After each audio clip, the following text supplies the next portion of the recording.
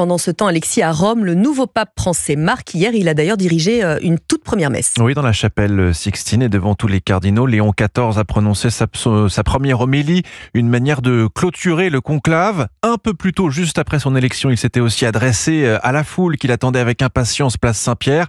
Louise Sallet, vous êtes l'envoyé spécial d'Europe 1 à Rome. Et une question ce matin, Louise, quels sont les messages que le Saint-Père a voulu délivrer ?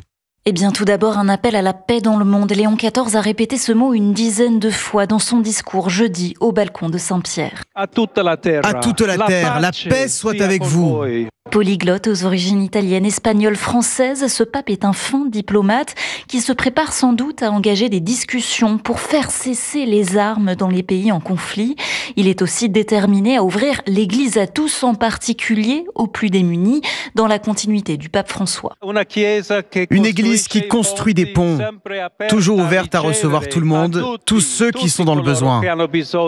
Et lors de sa première homélie prononcée dans la chapelle Sixtine hier, Léon XIV a placé l'évangélisation au cœur de ses priorités. Il faut raviver la foi, a-t-il estimé, dans un monde moderne où elle est malmenée. Aujourd'hui, on préfère d'autres certitudes comme la technologie, l'argent, le succès, le pouvoir, le plaisir.